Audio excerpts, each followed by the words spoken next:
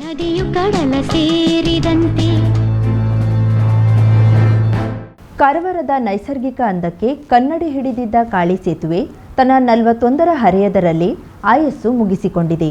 ಒಂದು ಕಾಲದಲ್ಲಿ ಬಾರ್ಜ್ ಸೇವೆಯಿಂದಲೇ ಕಾರವಾರ ಮತ್ತು ಸದಾಶಿವಗಡ ಗೋವಾ ಸಂಪರ್ಕ ನೆಚ್ಚಿಕೊಂಡಿದ್ದ ಕಾರವಾರಿಗರ ಪಾಲಿಗೆ ಕಾಳಿ ಸೇತುವೆ ತೂಗುಯಾಲೆಯಂತೆ ಪ್ರಯಾಣದ ಮುದ ನೀಡಿತು. ಮತ್ತೊಂದೆಡೆ ಕಾರ್ಗತ್ತಲಲ್ಲಿ ಕರೆಯುವ ಕಾಳಿ ಹಲವರ ಪ್ರಾಣತ್ಯಾಗದ ಸ್ಥಳವಾಗಿಯೂ ಕುಖ್ಯಾತಿ ಪಡೆದಿತ್ತು. ಇದೀಗ ಕಾಳಿ ಸೇತುವೆ ಇನ್ನೆಲ್ಲೆನ್ನುವುದು ಕಹಿ ಸುದ್ದಿ. ನದಿಯು ಕಡಲ ಸೇರಿದಂತೆ. 2009ರ ಸುಮಾರಿಗೆ ತನ್ನ 26ನೇ ವಯಸ್ಸಿನಲ್ಲಿ ತಾನು ಸುಸ್ತಾಗಿದ್ದೇನೆ ಎಂದು ಕಾಳಿ ಸೇತುವೆ ಹೇಳುತ್ತಿದ್ರೂ ಇಲಾಖೆಯವರು ಕೇಳಬೇಕಲ್ಲ. ಹಾಗೂ ಹೀಗೂ 1.7 ಕೋಟಿ ರೂಪಾಯಿ ವೆಚ್ಚದಲ್ಲಿ ದುರಸ್ತಿ ಮಾಡಿಸಿ ಮತ್ತೆ ಸೇತುವೆ ಸಂಚಾರಕ್ಕೆ ಮುಕ್ತ ಎಂದು ಘೋಷಿಸಿದ್ರು. ಇದೀಗ ವಾಹನಗಳ ಭಾರ ತಾಳಲಾರದೆ ತಾನಿನ್ನೂ ಅಸಹಾಯಕ ಎಂದ ಸೇತುವೆ 2024ರ ಜುಲೈ 7ರ ಮಧ್ಯರಾತ್ರಿ ಕಾಳಿಗೆ ತನ್ನನ್ನು ತಾನು ಪ್ರಾಣಾರ್ಪಿಸಿಕೊಂಡಿದೆ. ಹಾಗಿದ್ದಲ್ಲಿ ಸೇತುವೆ ಕುಸಿತಕ್ಕೆ ಅಸಲಿ ಕಾರಣವೇನು? ಯಾರ ನಿರ್ಲಕ್ಷ್ಯದಿಂದ ಸೇತುವೆ ನೀರು ಪಾಲಾಯಿತು ಎನ್ನುವುದರ ಬಗ್ಗೆ ಇಲ್ಲಿದೆ ವರದಿ.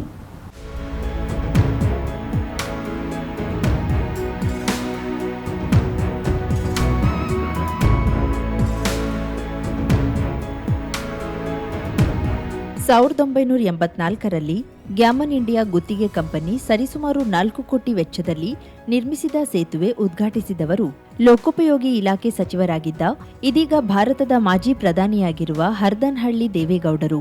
ಈ ಸೇತುವೆ ನ್ಯೂಮ್ಯಾಟಿಕ್ ಸಿಂಕಿಂಗ್ ವಿಧಾನದಲ್ಲಿದ್ದು ಅಡಿಗಂಬಗಳ ಮೇಲೆ ಹಿಂಜ್ ಬೇರಿಂಗ್ ಅಳವಡಿಸಿ ನಿರ್ಮಿಸಲಾಗಿತ್ತು. ಹೀಗಾಗಿ ಸೇತುವೆಯ ಮೇಲೆ ಭಾರೀ ವಾಹನ ಸಂಚಾರ ಮಾಡುವಾಗ ಅದರ ಭಾರವನ್ನ ಈ ಹಿಂಜ್ ಬೇರಿಂಗ್ಗಳೇ ತಡೆದುಕೊಳ್ಳುತ್ತವೆ. ಅಲ್ಲದೆ ಹಿಂಜ್ ಬೇರಿಂಗ್ ಎಷ್ಟು ಬಲವಾಗಿರುತ್ತದೆಯೋ ಅಲ್ಲಿಯವರೆಗೂ ಸೇತುವೆ ಸಂಚಾರಕ್ಕೆ ಗಟ್ಟಿಯಾಗಿ ಉಳಿದಿತ್ತು. ಆದರೆ 2009ರ ಅಕ್ಟೋಬರ್ ವೇಳೆಗೆ ಸೇತುವೆ ಸಂಚಾರದ ವೇಳೆ ಶಬ್ದ ಬರುತ್ತಿತ್ತು. ಈ ಬಗ್ಗೆ ಗಂಭೀರವಾಗಿ ಪರಿಗಣಿಸಿದ ರಾಷ್ಟ್ರೀಯ ಹೆದ್ದಾರಿ ಇಲಾಖೆ ಸೇತುವೆಯ ಹಿಂಜ್ ಬೇರಿಂಗ್ಗಳು ಸವೆದಿರುವುದನ್ನ ಮನಗಂಡು ಅದನ್ನ ಬದಲಾವಣೆ ಮಾಡದೇ ಇದ್ದಲ್ಲಿ ಉಳಿಗಾಲವಿಲ್ಲವೆಂದು ಭಾವಿಸಿ ದುರಸ್ತಿ ಕಾರ್ಯಕ್ಕೆ ಮುಂದಾಗಿತ್ತು.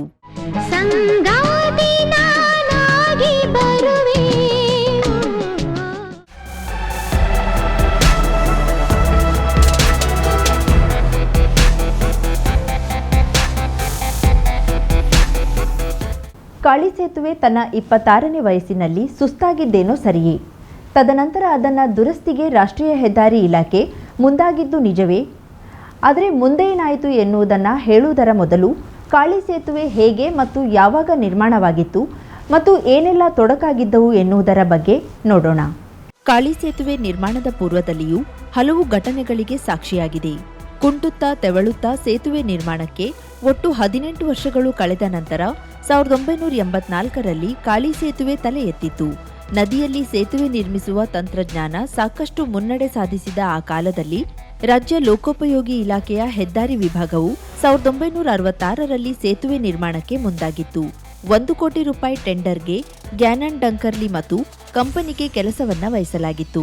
ಒಪ್ಪಂದದಂತೆ 665.5 ಮೀಟರ್ ಉದ್ದದ ಸೇತುವೆ 1968ರ ಹೊತ್ತಿಗೆ ಪೂರ್ಣಗೊಳಿಸಬೇಕಿತ್ತು. ಆದರೆ ಗುತ್ತಿಗೆ ಸಂಸ್ಥೆಯು ಅಡಿಪಾಯದ ಕೆಲಸವನ್ನ ಪ್ರಾರಂಭಿಸಿದಾಗ ಅದು ಆರ್ಥಿಕ ಸಮಸ್ಯೆ ಎದುರಿಸಿತ್ತು. ಉದನಿ ಇಂಜಿನಿಯರಿಂಗ್ ಕಂಪನಿ ಟೆಂಡರ್ ಪಡೆಯುವವರೆಗೆ 4 ವರ್ಷಗಳ ಕಾಲ ಕಾಮಗಾರಿಯನ್ನ ಸ್ಥಗಿತಗೊಂಡಿತ್ತು. ಒಪ್ಪಂದಕ್ಕೆ ಸಹಿ ಹಾಕುವ ಮೊದಲು ಅದರ ವ್ಯವಸ್ಥಾಪಕ ಪಾಲುದಾರ 1970ರಲ್ಲಿ ರಸ್ತೆ ಅಪಘಾತದಲ್ಲಿ ಸಾವನ್ನಪ್ಪಿದ್ದರಿಂದ 1 ವರ್ಷದ ನಂತರ ಹೊಸದಾಗಿ ಟೆಂಡರ್ ಆಹ್ವಾನಿಸಲಾಯಿತು. ಗ್ಯಾಮನ್ ಇಂಡಿಯಾ ಲಿಮಿಟೆಡ್ ಸೇತುವೆಯನ್ನ 1.4 ಕೋಟಿ ರೂಪಾಯಿ ವೆಚ್ಚದಲ್ಲಿ ನಿರ್ಮಿಸಲು ಒಪ್ಪಿಕೊಂಡಿತ್ತಲ್ಲದೆ 1974ರಲ್ಲಿ ಅಂದಿನ ಮುಖ್ಯಮಂತ್ರಿ ವೀರೇಂದ್ರ ಪಾಟೀಲ್ ಕಾಳಿ ಸೇತುವೆ ಅಡಿಗಲ್ಲು ಹಾಕಿದ್ದು ಅಂದು ಗ್ರಹಣದ ದಿನವಾಗಿತ್ತೆಂದು ಹಿರಿಯರು ಹೇಳುತ್ತಾರೆ. 1975ರಲ್ಲಿ ಸೇತುವೆ ಕಾಮಗಾರಿ ಮುಗಿಸಬೇಕಿತ್ತು. ಗುತ್ತಿಗೆ ಕಂಪನಿಯು ಆರ್ಥಿಕ ಹಾಗೂ ತಾಂತ್ರಿಕ ಸಮಸ್ಯೆಗಳನ್ನು ಎದುರಿಸಿದ್ದರಿಂದ 6 ವರ್ಷಗಳ ಅವಧಿ ವಿಸ್ತರಣೆಯ ನಂತರವೂ ಸೇತುವೆ ಪೂರ್ಣಗೊಳಿಸಲು ಸಾಧ್ಯವಾಗಿರಲಿಲ್ಲ.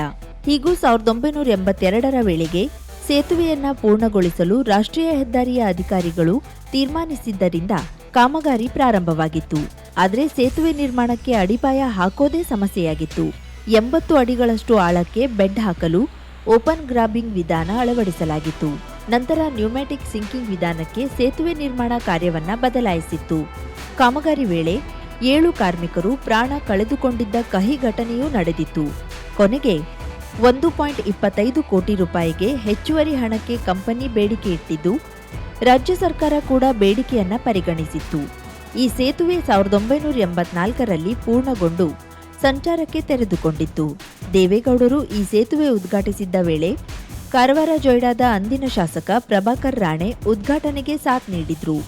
ಕಾಳಿ ಸೇತುವೆ ನಿರ್ಮಾಣಗೊಂಡ ಸಂತಸದಲ್ಲಿದ್ದ ಕಾರವಾರಿಗರು ಗೋವಾದ ಒಡನಾಟಕ್ಕೆ ಸುಲಭದ ಮಾರ್ಗವೆಂದು ಕೊಂಡಿದ್ರಾದ್ರೂ 2019ರಲ್ಲಿ ಸೇತುವೆ ದುರಸ್ತಿಗೆ ಬಂದಾಗ ಮತ್ತೆ ಸಮಸ್ಯೆ ಎದುರಾಯಿತೆಂದು ಕೆಲಕಾಲ ಬಾರ್ಜ್ ಮೂಲಕ ಕಾರವಾರ ಸದಾಶಿವಗಡ ಸಂಪರ್ಕ ನೆಚ್ಚಿಕೊಂಡಿದ್ರು. 2010ರ ಜನವರಿ 5ರಿಂದ ಫೆಬ್ರವರಿ 4ರ ತನಕ 1 ತಿಂಗಳು ಸೇತುವೆ ಸಂಚಾರ ದುರಸ್ತಿ ಕಾರ್ಯದ ನಿಮಿತ್ತ ನಿಷೇಧಿಸಲಾಗಿತ್ತು. ದ್ವಿಚಕ್ರ ವಾಹನಕ್ಕೆ ಅವಕಾಶ ನೀಡಿ ಭಾರೀ ವಾಹನಗಳಿಗೆ ಕದ್ರಾ ಮಾರ್ಗ ಕಲ್ಪಿಸಲಾಗಿತ್ತು. 2010 ಜನವರಿ 15ರಂದು ಸೇತುವೆ ಮತ್ತೊಮ್ಮೆ ಸಂಚಾರಕ್ಕೆ ಮುಕ್ತವಾಗಿತ್ತು.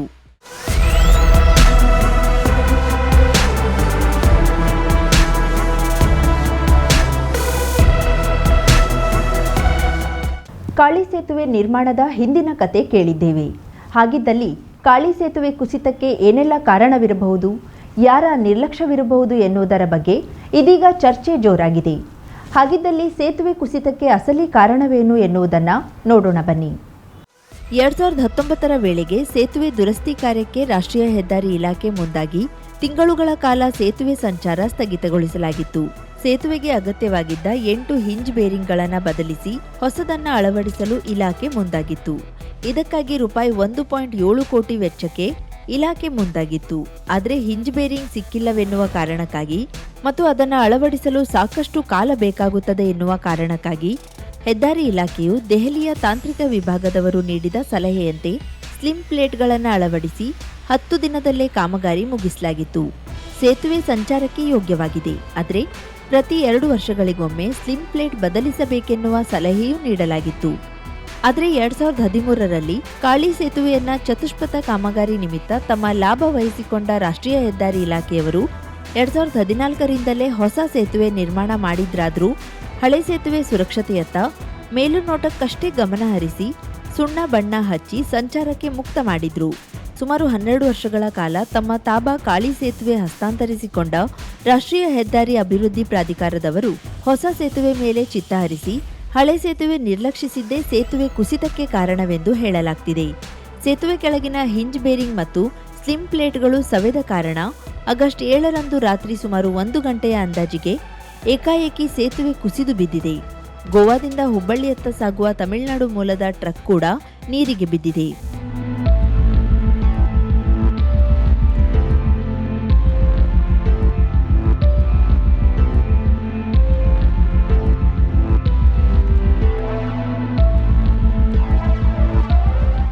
ಚತುಷ್ಪಥ ಗುತ್ತಿಗೆ ಕಂಪನಿ ಐಆರ್ಬಿಯ ದನದಾಹಿ ನಿಲುವಿಗೆ ರಾಷ್ಟ್ರೀಯ ಹೆದ್ದಾರಿ ಅಭಿವೃದ್ಧಿ ಪ್ರಾಧಿಕಾರ ತಾಳ ಹಾಕಿದ್ದೇ ಈ ಅಧ್ವಾನಕ್ಕೆ ಕಾರಣವಾಯಿತೆನ್ನಲಾಗುತ್ತಿದೆ. ಹೊನ್ನವರ ಶರಾವತಿ ಹಳೆ ಸೇತುವೆ ಸಂಚಾರ ಸ್ಥಗಿತಗೊಳಿಸಿದೆ. ಅಂಕೋಲ ಆವರ್ಸ ಹಟ್ಟಿಕೆರೆ ಸೇತುವೆ ನಂತರ ಕಾಳಿ ಸೇತುವೆ ಕುಸಿದು ಬಿದ್ದಿದೆ. ಮುಂದೆ ಮತ್ತಾವುದು? ಗುತ್ತಿಗೆ ಸಂಸ್ಥೆ ಹಾಗೂ ರಾಷ್ಟ್ರೀಯ ಹೆದ್ದಾರಿ ಪ್ರಾಧಿಕಾರದ ನಿರ್ಲಕ್ಷ್ಯಕ್ಕೆ ಇನ್ನೆಷ್ಟು ಜನ ತೊಂದರೆ ಅನುಭವಿಸಬೇಕೋ ಗೊತ್ತಿಲ್ಲ. ನೋಡಿದ್ರಲ್ಲ ವೀಕ್ಷಕರೇ, ಇದು ಇವತ್ತಿನ ವಿಶೇಷ. ನೋಡ್ತಾ ಇರಿ ಕರಾವಳಿ ಮುಂಜಾವು ಡಿಜಿಟಲ್. ನದಿಯು ಕಡಲ ಸೇರಿದಂತೆ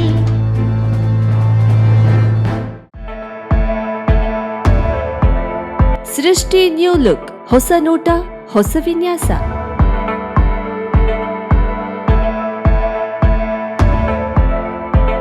ನಾರಿಯರ ಸೊಬಗಿಗೆ ಅಂದದ ಸ್ಪರ್ಶ ನೀಡುವ ವಸ್ತ್ರ ವಿನ್ಯಾಸದ ಮಳಿಗೆ. ಮಹಿಳೆಯರ ಕನಸಿನ ವಸ್ತ್ರ ವಿನ್ಯಾಸ ಮತ್ತು tailoring, aari embroidery, stone works, kurti embroidery, sari logos, ಕುಚ್ಚು ಸಹ ನಮ್ಮಲ್ಲಿ ಸಿದ್ಧಪಡಿಸುತ್ತೇವೆ. ಒಮ್ಮೆ ಭೇಟಿ ನೀಡಿ. ಕಾರವಾರದ ಹೆಮ್ಮೆ ಸೃಷ್ಟಿ new look, shop number 1, Saint Joseph school complex, main road, Kajubag, Karwar. Mobile ಸಂಖ್ಯೆ 7022101363, 9110415768.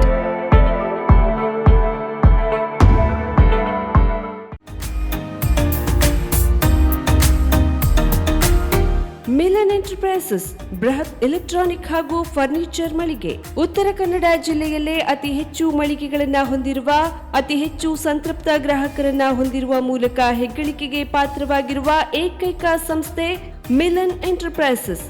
ನಮ್ಮ ಮಳಿಗೆಗಳಲ್ಲಿ ಪ್ರಸಿದ್ಧ ಕಂಪನಿಗಳ electronic refrigerator, washing machine, LED TV, ಎಸಿಗಳು ಲಭ್ಯ. ಭಾರತದ ಕರಾವಳಿ ಹವಾಮಾನಕ್ಕೆ ಹೊಂದಿಕೊಳ್ಳುವ ನಂಬರ್ 1 ಬ್ರ್ಯಾಂಡ್ ಆದ ಗೋದ್ರೇಜ್ ಕಂಪನಿಯ ಕಪಾಟು, ಆಫೀಸ್ ಟೇಬಲ್, ಆಫೀಸ್ ಚೇರ್, ಬ್ಯಾಂಕ್ಗಳಿಗೆ ಹಾಗೂ ಚಿನ್ನದ ಅಂಗಡಿಗಳಿಗೆ ಬೇಕಾಗುವ ಸೇಫ್ ಲಾಕರ್ಗಳು ಅತಿ ಕಡಿಮೆ ಬೆಲೆಯಲ್ಲಿ ಲಭ್ಯವಿದೆ. Teak wood sofa set, wooden dining table ಹಾಗೂ ಗ್ರಾಹಕರಿಗೆ ಬೇಕಾಗುವ ಅಳತೆಯಲ್ಲಿ ನಿಮ್ಮ ಮನೆಗೆ ಹೊಂದಿಕೊಳ್ಳುವ ಹಾಗೆ ಫರ್ನಿಚರ್ ಗಳನ್ನ ಮಾಡಿಕೊಡಲಾಗುವುದು. ಕಸ್ಟಮೈಸ್ಡ್ ಕಿಚನ್, ವಾರ್ಡ್ರೋಬ್ ಗಳನ್ನ ಅತಿ ಹೆಚ್ಚು ವರ್ಷಗಳ ಕಾಲ ಬಾಳಿಕೆ ಬರುವ ಹಾಗೆ ವಾರಂಟಿಯೊಂದಿಗೆ ಮಾಡಿಕೊಡಲಾಗುವುದು. ನಮ್ಮಲ್ಲಿ ಡ್ಯೂರಾಫ್ಲೆಕ್ಸ್, ಗೋದ್ರೇಜ್ ಕಂಪನಿಯ memory foam mattress, orthopaedic mattress, spring ಮ್ಯಾಟ್ರೆಸ್ಗಳು ಕಡಿಮೆ ಬೆಲೆಯಲ್ಲಿ ಲಭ್ಯ. ವಿವಿಧ ಕಂಪನಿಗಳ ನವೀನ ಮಾದರಿಯ ಮಿಕ್ಸರ್, ಗ್ರೈಂಡರ್, ಫ್ಯಾನ್, ಕುಕ್ಕರ್, ತವಾ, ಫ್ಲಾಸ್ಕ್, ಮೈಕ್ರೋ ಓವೆನ್ಗಳು ಲಭ್ಯವಿದೆ. 0% ಬಡ್ಡಿಯೊಂದಿಗೆ ಸ್ಥಳದಲ್ಲಿಯೇ ಬಜಾಜ್ ಫೈನಾನ್ಸ್ ನಿಂದ ಸಾಲ ಸೌಲಭ್ಯವಿದೆ. ಮಿಲನ್ ಎಂಟರ್ಪ್ರೈಸಸ್ ನಲ್ಲಿ ಖರೀದಿ ಮಾಡುವ ಗ್ರಾಹಕರಿಗೆ ಡಿಸ್ಕೌಂಟ್ ಮತ್ತು ಗಿಫ್ಟ್ ಜೊತೆಗೆ ಪ್ರತಿ 2,000 ರೂಪಾಯಿಗಳ ಖರೀದಿಗೆ ಒಂದು ಬಂಪರ್ ಲಕ್ಕಿ ಡ್ರಾ ಕೂಪನ್ ನೀಡಲಾಗುವುದು. ಈ ಲಕ್ಕಿ ಡ್ರಾನಲ್ಲಿ 7 ಲಕ್ಷದವರೆಗೆ ಬಹುಮಾನ ಗೆಲ್ಲುವ ಅವಕಾಶ ನಿಮ್ಮದಾಗಿರುತ್ತದೆ. ಲಕ್ಕಿ ಡ್ರಾದಲ್ಲಿ 1 ಕಾರ್, 2 ಬೈಕ್ ಮತ್ತು ರೆಫ್ರಿಜರೇಟರ್, ವಾಷಿಂಗ್ ಮಷೀನ್ ಸೇರಿದಂತೆ 30 ಲಕ್ಕಿ ಗ್ರಾಹಕರಿಗೆ ಬಹುಮಾನ ಗೆಲ್ಲುವ ಅವಕಾಶ. ಗ್ರಾಹಕರ ಸಂತೃಪ್ತಿಗೆ ನಮ್ಮ ಮೊದಲ ಆದ್ಯತೆ ಎನ್ನುವುದು ಮಿಲನ್ ಎಂಟರ್ಪ್ರೈಸಸ್ ನ ವಾಕ್ಯ. ಉತ್ತರ ಕನ್ನಡ ಜಿಲ್ಲೆಯ ನಮ್ಮ ಶೋರೂಮ್ಗಳಾದ ಮುಲ್ಲಾ ಸ್ಟಾಪ್ ಹತ್ತಿರ Kodibag road, Kajubag, Karwar, agriculture office ಎದುರುಗಡೆ ಮಾಸ್ತಿಕಟ್ಟೆ ರೋಡ್, ಹೊನ್ನಾವರ, ಸೀಮಾ ಕಾಂಪ್ಲೆಕ್ಸ್ ಹತ್ತಿರ Moni Basti main road, Bhatkal, Indian bank ಎದುರು CP Bazar road, Sirsi, JS building, JN road, Dandeli, KS building, Motikeri road, Haliyal. ಇಲ್ಲಿಗೆ ತಪ್ಪದೇ ಭೇಟಿ ನೀಡಿ ಸಂತೃಪ್ತರಾಗಿ.